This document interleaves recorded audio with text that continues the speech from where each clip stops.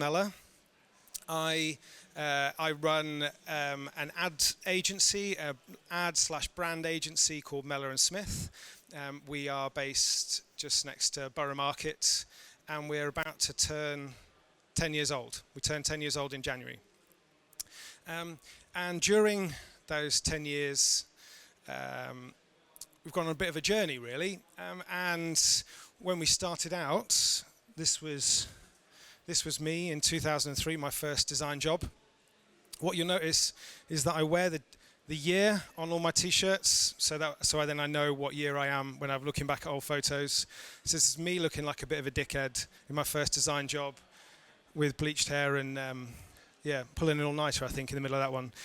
So I started work in 2003, and then in 2009 I set up Mellor and Smith with the sexiest man in London, James Smith. And that's a photo from, I don't know, maybe 6 months in or something like that. And so when we set up in 2009, we started with pretty much the same kind of remit that everybody else does, which they just want to start, get going, win some clients, do the work, kind of, bank a few checks.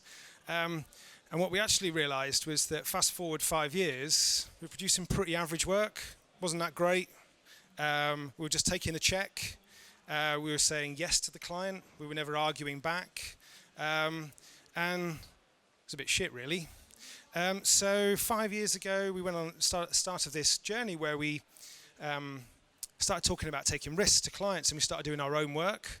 And we started doing free work for clients, where they would take a bit of a risk on us, and they would take a risk on the advice that we were giving them.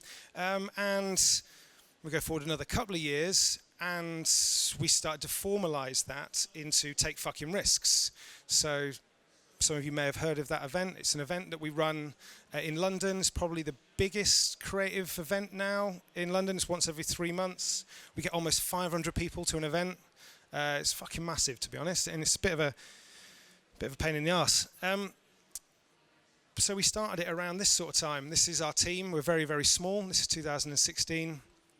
So when we started Take Fucking Risks as a sideline to Mellor and Smith, the agency, and it supports the agency in it amplifies our message, and it gets clients thinking in the right kind of way, which is they should be doing the opposite to everybody else. Because I think the industry has got a serious problem. So we do these every year. We send them out as a Christmas card. So that was the Russian, not Russian shoot, because it was Russian until about a week after that we shot that. They invaded Crimea. And then we moved into Miami Vice the year after, so that's 2017. 2018, we shot this one, which was the Risky 20s one, where we had Eleanor, the 10-foot python. I'm not really a fan of snakes, not really my thing, but she's wrapped around my neck, not so cool. And then this is a shot of one of our events. So we had Cindy Gallop. I don't know if any of you have heard of Cindy Gallop. But we get some pretty big names within the industry to come and talk, and I sort of kick it off, and that's in the vaults underneath Waterloo Station. It's pretty grimy. It turns into a rave. Most of our events kind of turn to a bit of a piss up afterwards. So that's 400 odd people. And why did we start them? Well, I think our industry has got a serious problem. Actually, before I start, just a sort of straw poll, have we got like designers, advertisers, marketers? I mean, so designers. Okay, advertising people of every denomination. Marketing people, PR, planners. Boo, yeah, we can boo those. Right, okay. Our industry has got a problem. I think brands and marketeers have got their head up their arse. And that is because they think that the customer actually gives a shit about their product. This is a serious problem. The customer doesn't give a shit. The brand and marketeers have got a problem. They've got their head up their arse. They act like this. This is, what's his name, Ralph from The Simpsons. We do this over and over and over again. Yep. And it's a serious problem. So I don't know if anybody saw and I think it's all linked, saw the research that was released yesterday. It was an article on it in Campaign by Ipsos Mori, whatever, however you pronounce the research company. Advertisers, or advertising executives, I think they called it, are the worst or the most untrusted profession in the UK. People trust Boris Johnson and politicians more than they do advertisers. People trust estate agents more than they do advertisers. That is a serious fucking problem. And it's because we treat them like idiots. As the David Ogilvy quote goes, your wife is not an idiot, she's the market, or words to that effect. I've ruined the quote. It's because we treat them like idiots. And we do things like this, where we go, do this. And it's the same shit result over and over again. And it's because we've got our head up our arse. We talk to ourselves. We've forgotten that the customer doesn't give a shit. The customer could not care less about our product, about our brand. We think that they do. They don't. They don't want to have a conversation on social media. They don't like... The thing that they're more interested in when they go to the shops is there going to be parking? Is it going to rain? Like, my wife is doing my fucking nutting. Things like that. Not, hey, I wonder what kind of fairy liquid or, brand of washing up liquid I'm going to buy. People don't think like that. But brands think that they do. And there's the stat to support this. The average Londoner sees 1,000 ads a day. Okay, 1,000 ads. And it's the same for most people in most urban areas. See 1,000 ads a day. Of those 1,000 ads, 89% are immediately forgotten. That is fucking terrible. Can you imagine, like, let's go beyond that. So 89% are immediately forgotten. 7% are remembered negatively and 4% are remembered positively. 4%. That is it. That's how difficult it is to get into someone's mind. They actually remember just even the name of your product. Never mind what it does or how much it costs or where they can buy it from or any of those kind of things. This is what I mean where brand and marketers they've got their head up their ass. We actually think that they care. They don't. They couldn't give a shit. 89% immediately forgotten, right? So if we think about that, imagine if 89% of an engineer's bridges fell down. You'd be pretty pissed off. But it's okay if 89% of advertising is forgotten. That's just kind of like collateral damage. Fuck off. No, we should be much better at our job than that. Your job is to get noticed. That is the number one job. And that's part of the problem, and I'm going to come on to this where I think we're going wrong. And then I've got some helpful hints at the end to end on a high, sort of, here's the unicorns and rainbows. But like at the start, I'm going to tell you how fucking shit the problem is. That is the number one job of any marketeer or advertiser or designer, anybody whose job it is to sell products. But people are way more interested in far loftier ambitions, such as brand purpose, brand love, fucking brand awareness, or any of that kind of bollocks. No. That's the reason why 89% is forgotten, because we think that that's what they're interested in, where actually they don't give a shit about us or our products. So 89% is forgotten because we've forgotten that our job is to get noticed. That's the problem, right? And I blame a lot of it on planners, but there we go. That is not advertising, right? Well, I mean, when was that? Was that Christmas this year, last year? Probably like the biggest media buy in like the history of media buys. She was fucking everywhere. But it's bollocks. That is not advertising. That is not getting noticed. That's not spending a shitload of cash to put your shit poster all over the tube. That's not advertising. That's not getting noticed. That's why they don't like us. That's why, was it 60, I think, so the research I quoted, where everyone hates us, only 16% of the 1,000 people polled actually trusted advertising executives, and they use that as an umbrella term. I think you just call that creatives. It's fucking terrible. Boris Johnson's on like 19. Right, so that is not advertising. So I'm going to go on to the reasons why I think we're forgetting what our job is, and the things that we're like magpies, where we go, oh fuck, that's shiny. We go over there and we go somewhere, and like we actually forget our job. So the first one, fuck digital marketing. That is a huge, huge problem with our industry. People are obsessed, absolutely fucking obsessed with digital marketing. It is the shittiest, most corrupt, most dangerous, least trackable, fucking dirtiest channel that we possibly could have, yet it's the lowest barrier to lowest barrier on price, lowest barrier on market, all those kinds of things. That's why it's exploded. People are pouring money into it. More and more of annual spends go on digital marketing. So that is a massive reason why 89% is forgotten. And if you listen, I don't know if anybody reads Bob Hoffman, the Ad Contrarian, but he references a doctor, it's the best name in the world, Dr. Augustine Fu. It's a fucking great name. But he's dedicated his life to demonstrating how corrupt the digital marketing buying landscape is. There's something like 30 billion fraudulent ad impressions a day. Oh, wow. I mean, that is a huge number. That is one of the biggest reasons why we are fucking terrible at our job as an industry, because we're obsessed with digital marketing. We're literally doing this. I mean, that's like, this is somebody in advertising or marketing or design today. That's literally what they're doing. When they talk about digital marketing, so they're like, and they go, well, we want another really big reason around this is digital marketing managers. What the fuck? Now, what's wrong with a marketing manager? Digital marketing, you don't have like poster marketing managers. Why has there suddenly become this idea that digital marketing managers? It's the age-old problem of tactics over strategy. It's like Mark Ritson. I don't know if anybody have heard of Mark Ritson, the Marketing Week columnist, where he says digital marketing is like saying, right, I've got a hammer, I'm looking for my nail.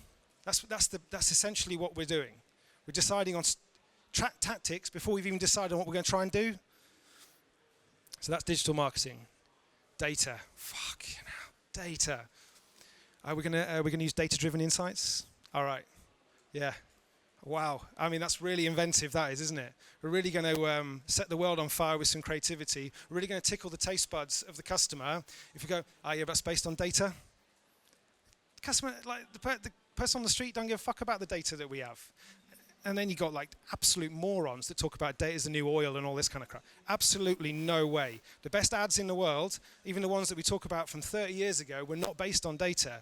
You know, you think about the Tango ad that HHCL created, where you've been tangoed, big fat orange fella came along and smacked people in the face. I don't think there was any data insights in that. Yeah, I'm talking about it now, and everyone's nodding their head going, yeah, I remember that ad. So cool, they got banned by the government. As soon as the government ban it, makes every kid in the country want to go around smacking people in the face in the playground, and they go and buy a can of Tango. That's advertising. Yeah? Was that 30 years ago? Data, absolute fucking waste of time. Fuck white male creative directors. So obviously, I should come clean. I am a white male creative director. Yeah? We are part of the problem. Was it huge number? I can't. I'm quoting lots of numbers here, and I can't remember off the top of my head. But a massive proportion of the buying decisions in the UK are based on the female within a household making the purchase. And that sounds very 2.4 children, but a huge component of the buying decisions are made by females. Yet only 9% of creative directors in London are female. That is a massive reason why 89% of advertising is forgotten. Let's have a proof. I do love a stat. Or some proof. If you type in creative director into Google, this is what happens. No fucking women. There's none. Yeah? That's a massive reason. Because you've got white fellas in London signing off advertising for the rest of the country where they don't understand the rest of the country. A massive reason why 89% is forgotten. It's a huge problem. Then you have people like Cindy Gallop. Disclaimer, I love Cindy Gallop. Talking about change the ratio. And actually a lot of it's people like Martin Sorrell, who's on later. I mean, he's a bit of a dickhead, to be honest. But you got people like him promoting white males. They talk about this change the ratio, change that. It's absolutely, they have no interest. Martin Sorrell, I've got a massive problem with him. He's done a lot of damage to our beautiful industry. But there's a reason why 89% is forgotten, and that is because white men in London are making the ads. Yeah? I think we're down to like row 20 at that point, and there's not a single woman. There's a couple of non-white males, but that is as diverse as it goes.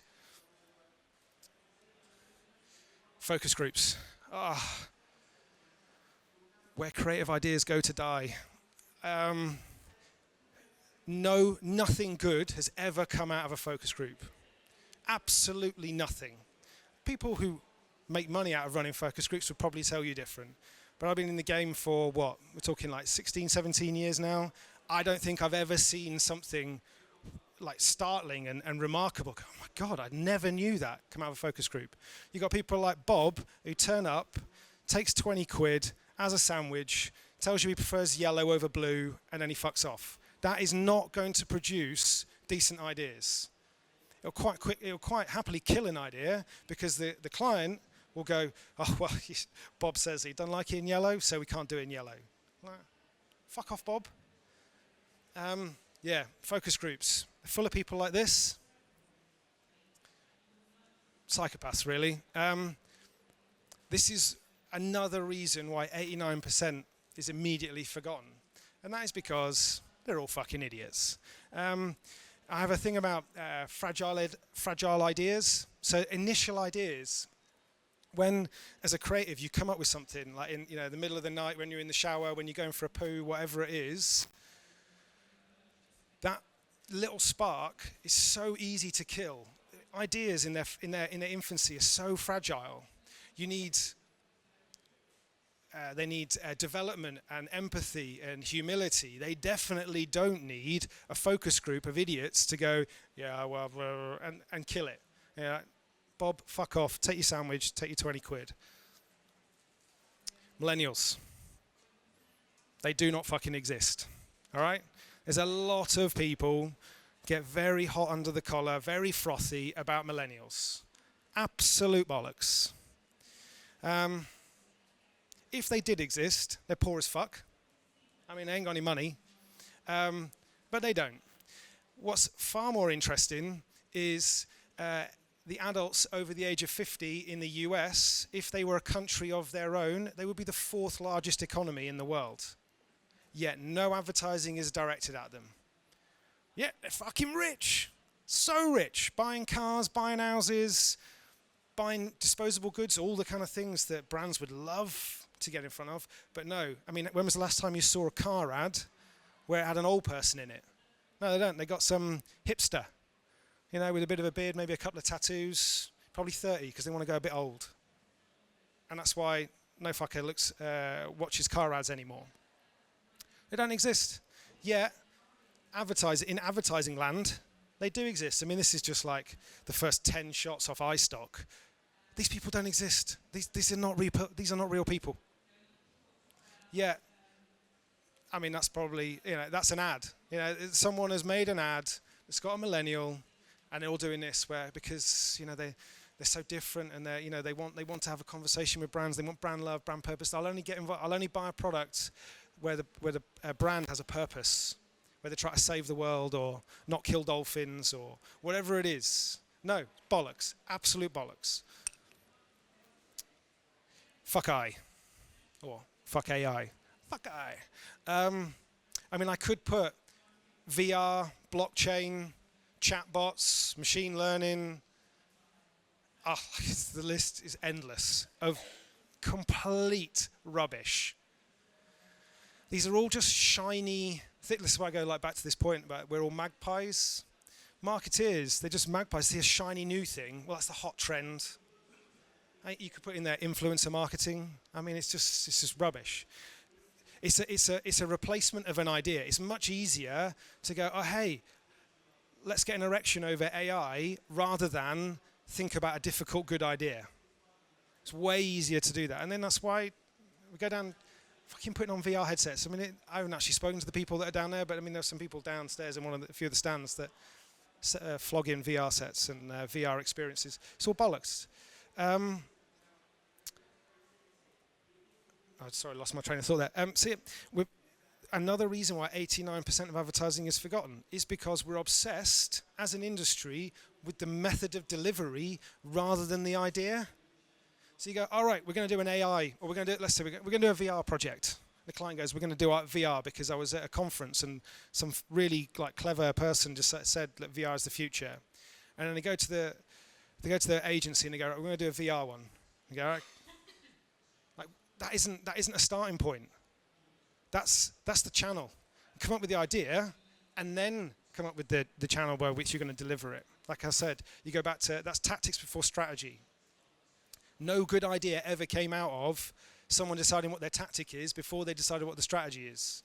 I mean, I do have a bit of a problem with strategy as well, in that people get way too involved in strategy. I mean, how many times have we had, if you think back to day-to-day life, where you have a planner or an account manager or account director has sat on a brief for 3 months doing some planning, a planner doing some planning, doing some strategy, then they give the creative team 2 weeks. How's that? I mean, on what planet is that a fucking good idea? None, like no planets. Honestly, I mean, it's an absolute joke. And they'd have been to lots of AI conferences, lots of blockchain conferences. They'd be like, we're going to make a chatbot. Fuck off. Anyway, I just love a bit of Ali G. AI. Anyway, right. Another big problem. The London bubble. We kind of touched on it with white male creative directors. A massive problem is the fact that 89% of the advertising in the UK is produced by agencies within the M25, yet only 9 million people or 8 million people live in London. So what happens to the other 50 million people that live in the UK? A lot of them don't even like London. I think it's full of cunts. So this is a major problem. We decided, well, hipsters, they like a bit of, it's all about organic coffee and fixed wheel bikes and all that. No, people don't care. People do not care. And that is another massive reason why 89% of advertising is forgotten. I think I've got another GIF. Oh yeah, here we go. It's one of my favourite. This is the UK. This is people drinking in the middle of the day, just in some pub somewhere outside of London. Yeah, I'm a bit of a fan of midday drinking. I mean, when I was a bit of a nightmare to employ before I set up Mellor and Smith. That's because I would just go to I would get the sack quite a lot from different agencies, and I'd just go sit in a pub midday. If I get the sack at like 10 o'clock, go to the pub when it opens at midday, and have a beer. And actually, those are real people. Those are not people, But the problem is that your white male creative director immediately discounts people. Like, well, I can't possibly market to those people. Actually, no. There's fucking loads of those people, and they're not sat in hipster organic coffee shops in Shoreditch. I just really want to go to that pub. I don't even know where it is. So there we go. I could go on and on and on and on and on. I won't.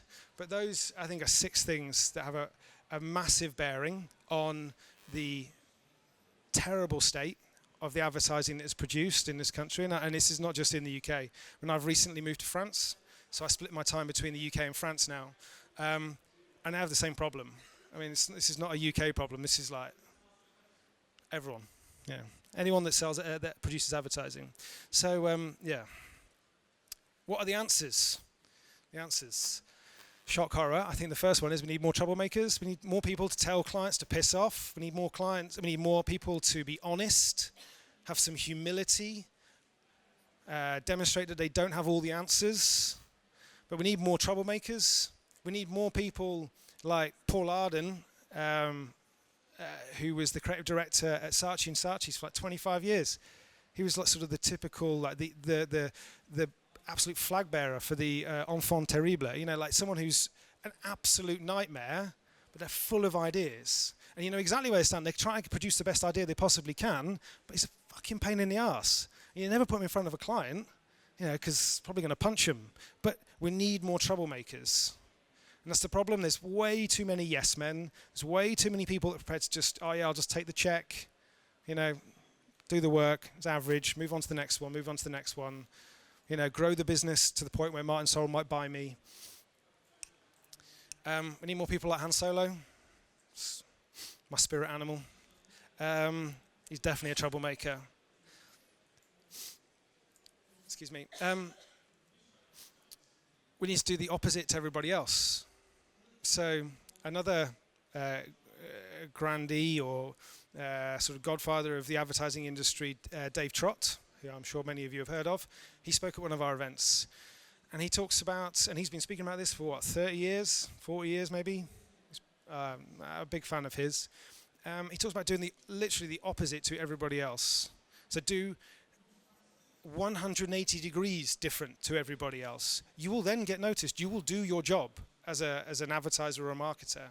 If you do it 10 degrees differently, you might get noticed. You probably won't. It needs to be 180 degrees. But that takes some guts. That's not for the faint-hearted. You've got to stick your head above the parapet, and you've got to kind of put your balls on the line, really. And I think a really good exponent of that is Brewdog. They're literally the poster child, I think, for doing the opposite to everybody else. They've grown a massive business in an incredibly short period of time. What's it, 10 years? They've been making Brewdog. To the point where they took VC investment last year that valued the business at £1 billion. Fuck, £1 billion for some craft beer. That's amazing. That is a huge success story.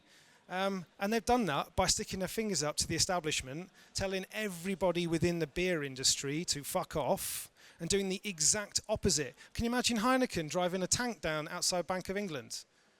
They'd never do it. There'd always be somebody going, just want to play devil's advocate, but have we thought of? No, fuck devil's advocate. No. Stick your head above the parapet, have an opinion, do the opposite to everybody else. Then people will start to take notice. You could walk into a pub now, definitely now, and ask them to name a Brewdog a beer. And most of them would tell you Punk IPA. They would be able to roll that off the tongue like that. And that's because they've done the opposite to everybody else. And now you've got all the big brewers are now suddenly starting to muscle in and, Heineken suddenly is going to become a craft beer or whatever it is, And it's just, they've realized that there's a growth market there. It's been created primarily by Brewdog. That's because they've done the opposite to everybody else. At every opportunity, they've done the Brewdog way. And no opportunity is too small. So when they put out advertising and then the self-appointed, I think they're called the Stonegate Commission or something like that. They're basically like the guardians, self-appointed guardians of the beer industry, say that, it's actually really inappropriate. It kind of contrasts or clashes with the guidelines of the beer advertising industry. And they're like, fuck off. Like, absolutely no way. I couldn't give a shit what you think. That gets more column inches and gets in people's brains way more than some crappy ad where... I feel like I'm picking on Heineken here, but where hopefully there's no one from Heineken here. Maybe there is. Maybe they improve their advertising. Where they do like bullshit ads where people getting together to watch the football, and it's like a couple of fellas with a pizza and they celebrate a goal.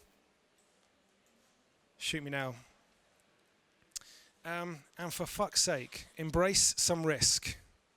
Doing the opposite to everybody else is risky. Like there's genuine risk to it. It's not as if this is some kind of magic bullet that it'll definitely work. It is risky, but that's kind of part of it. And that's why we started an event series called Take Fucking Risks. And that's why nearly 500 people turn up every 3 months. And they have a beer. They learn from some of the industry's biggest names, and they have a really good time. And they understand, and we're starting to see now, not just clients of ours, but we're starting to see sort of brands in general walking away and actually changing how they do stuff. And there are some that are starting to do it, and it's great to see. It's great to see that we're having an impact on that. But you've got to embrace some risk. If you just do the same as everybody else, zero risk, but also zero reward. And then, like I say, if you do 10 degrees differently, you might get 10%, if you're lucky. Really, you have to be 180 degrees different to actually achieve anything remotely close to getting noticed. Maybe there's the 3. I'm not really a fan of lists too much. But I think, we need more troublemakers. We need brands to do the opposite to everybody else. And we need some risk takers. We need people that are going to stick their head above the parapet and actually take a risk, because then they might actually win. And that's me.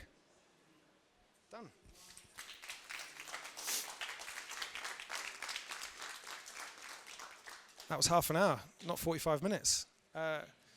You can all leave if you want, or you can stay and ask questions. I don't mind. Throw rotten tomatoes at me. But yeah, anyway. Yes, go for it. How do I... yes. Um, so, it's a the point you're making is it's a much easier thing to say than actually get someone to do. Um, by running an event called Take Fucking Risks is a really powerful way of doing it. We actually do quite a lot of stunts now, where we'll start small and then it will grow over time, and so the clients will kind of dip their toe a little bit. You know, classic. They don't want to put all their eggs in one basket, so they'll kind of do a little bit and then see where it goes. But largely, we just work with people that get it. It is actually a bit of a slog to get someone to change their mind. It's really hard. And really, like marketeers, they're all a bit fucking stupid, a lot of them, you know, and they'll just do what everyone else is doing. So to get them to do that it is a leap. I think probably the biggest method, I mean, best thing to do would be to have one of our clients up here to be able to tell you why they believe us. But I think putting on an event, you know, 500 people, I mean, clients just don't go to events with that many people. And it's a really powerful way of demonstrating.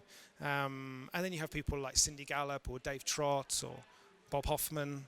And we had, last month, we had Oliviero Toscani. So he's the photographer that shot all the United Colors of Benetton ads where he had like Obama kissing the Pope and all those kind of ones. I mean, I love that guy. I mean, that is super risky. But it's a really good case study. I mean, if you're into case studies, I'm not a massive fan of case studies, but if you look at what United Colors of Benetton were doing before they started taking that approach, they were pretty much just a backwater Italian fashion brand.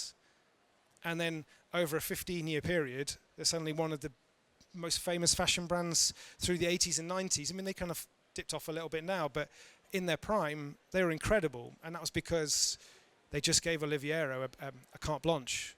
Just go get us noticed. And there was no boundary that wasn't crossable. I mean, so he gave a talk. He was talking about some of the campaigns that he'd run. He had one. He was working with an AIDS awareness charity about sort of. This is in the early '90s when there was not a lot of awareness around AIDS, and so he decided, how can we get people to wear condoms? So he was in Paris, and he made a giant condom, like 40-meter condom, and put it over the top of one of their big monuments, like a Nelson's Column, for example. I mean, that is, you know, excuse the pun, that is getting your balls out, putting a giant condom over the top of one of the biggest monuments in Paris. But it drove home the message, you know, AIDS and the awareness of and wear a condom to stop that. So I think that's a really good example in using those types of analogies. And one of the things that we get a lot of pushback on is like B2B. So, well, we can't possibly talk about that because B2B, because it's got to be safe, you know, got to be professional. People forget that B2B doesn't suddenly mean that these aren't real people. You know, B2B, it's not like some faceless corporation. It's still a person inside that business that is making the buying decision. So they still need to be marketed to in a way that tickles their taste buds. You need to get their attention. So I don't believe at all that B2B has to be some sort of vanilla, bland, safe bullshit environment. No, it should be. The same rules apply. And we work with a lot of B2B clients as well. Is there anything else? Yep, go for it. Sorry? Yes. Yes. The biggest risk. So in terms of our work, actually it's a B2B one, I would say, probably. We work with a big B2B client, and they're in the travel industry. We worked with them for a long time, maybe 7 or 8 years. They're one of our longest clients, longest standing relationships clients. And a year ago, probably, something like that, they do a big annual sales kickoff event. I mean, it sounds terrible, not really my thing at all. But within corporate land, it's a big thing, and it's where they get all of their sales teams together from all over the world, and they get them pumped about what they're going to do that year. And largely, they're just a bit of a piss up. I would imagine, but they're incredibly valuable ways of getting everyone on message. So they wanted to get everyone on board with a particular message. To go out there and sell more, make more money, etc., etc. And so I pitched into the CEO, so I know him quite well. He's based in Paris. He's a French guy, scariest man in the world. But I pitched to him an idea of a video that they could play in their kickoff. And the only method of obviously, like getting a client to buy into a video is like getting to buy into an ad when it doesn't exist. How do they make the leap? So I showed him a porno. This is a guy that earns probably like north of £1 million a year. And I sat in his office and I showed him a porno as the reference video for what we were going to make for them. And we obviously didn't make them a porno, but I had to outthink the barriers that he would have, and he was fucking wetting himself with laughter. He absolutely loved it. So I think that's a really good example of how we get things sort of over the line. And I think that's a really good, and the video's great. If you go on our website, melonsmith.com, you'll see it. I think that's a really good example of a very safe industry. You don't have to play by the same rules. It's like, no, we want to pitch an idea. What's the best way of getting that idea across? Well, just show them a porno. Now, no one's ever done that. So that probably answers your question, hopefully. Yep. Yes, you first, yeah. So I've never met him. I have maybe retweeted a few of his posts. I actually largely like what he talks about. I think he talks a lot of sense. I do like that as an Englishman in New York telling the Americans that they got their head stuck up their arse. I think that's great. I don't know if anyone's read his book, Digital Darwinism. I think it's a great book. I think he's really, really smart. I'd definitely put it on your reading list if you haven't read it. I think what he talks about is just common sense. So he talks, brands are obsessed. I mean, one of the parts of the Digital Darwinism book is brands are obsessed with, very similar to what I was talking about there, with fuck I. Is this idea that we have to have AI, we've got to have a chatbot, we've got to have machine learning, we've got to have VR. He's actually, well, why don't you just start with a website that works?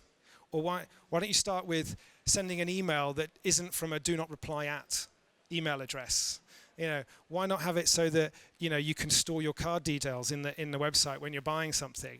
He's like, just stop trying to run before you can even remotely got the basics right. And I think there's the quote, isn't there, that common sense is like deodorant. The people that need it most don't use it. And I think that's true. Common sense goes a long way to fixing quite a lot of the problems, and hopefully fixing some of the things that I've highlighted. But yeah, I like him. Do you know him? Sorry? Oh, did you? It's a very good book.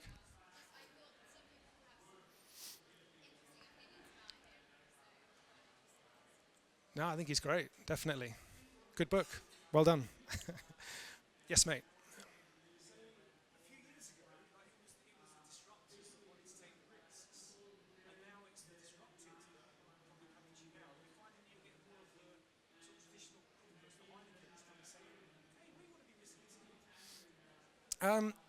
Yes and no. So if you go on our website, you would see that we essentially have, we're very clear about who we want to work with.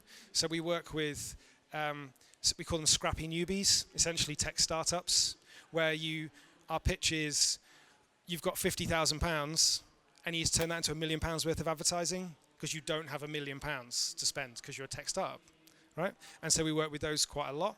And we also then work with, the other sweet spot is we call them falling giants, businesses that were once massive and have fallen from grace, shall we say, in a nice way.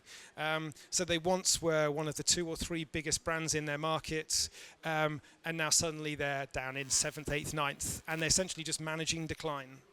And so yeah, they do come to us quite a bit, and those essentially are two sweet spots. We're quite clear about who we work with and who we don't. We don't really work with anybody in the middle. We do a couple, but not a huge amount. We much prefer people that actually have a problem. I mean, if you look at, and it's pretty standard across most sectors, the biggest brands in that sector, so the people that own first, second, third place in the market share in the pie chart, they have no interest in risk. They're only interested in maintaining the status quo because the status quo works for them. Yeah. Whereas if you're in anything sort of fifth and below, then yeah, you are interested in growing your market share, and probably the most powerful way of doing that is to take a risk and take risks in how you get noticed. It's incredibly powerful when, if you think about it, I mean, even like in a boring B2B sense, if you think about like professional services like lawyers and accountants, if you run an ad campaign that actually a prospect of yours notices, the fact they even fucking notice it, they're going to pick up the phone to you. They're going to make some sort of inbound inquiry. That's in fucking B2B. Never mind selling Fairy Liquid or anything like that. So it's incredibly powerful, and you've got some massive brands within the B2B space. You know, some very large brands. And I think so to quote him again, Dave Trott. He has there's a quote that he talks about. So marketing is like a knife fight in a phone box.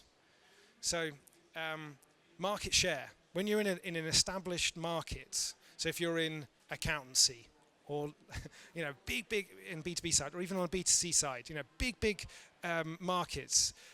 There's only so much. Okay, so let's look at like cans of pop. There's only so many cans of fizzy cola that are going to be consumed in the world. We've probably reached the limit of that, the amount that you can sell in a day or a year. So it is like a knife fight in a phone box. You have to take market share of somebody else. You have to convince somebody to buy. If you're Pepsi, you have to convince someone to buy Pepsi over Coca-Cola. You can't just work on the fact that more people are going to buy more Coca-Cola, buy more fizzy cola, right? So you have to take the market share off somebody else, and they're not going to give it up. So you got to take a risk because they're not going to give it up lightly. And why should they? But to answer your question, yes, we get a lot of big brands that were once massive that can see, you know, they've all heard the scare stories of Blockbusters and Kodak and Nokia and all those kinds of things where they just don't have businesses anymore. I mean, those things aren't necessarily like cut and shut cases. You know, they were. I mean, how the hell Blockbusters didn't see Netflix coming, I don't know. But that's less about. That's just fucking idiots at the wheel. I mean, really. I mean, how the hell they didn't know that? Yes, I hope that answers your question. Anybody else? Yes, mate. Sorry, mate. Yeah, go on.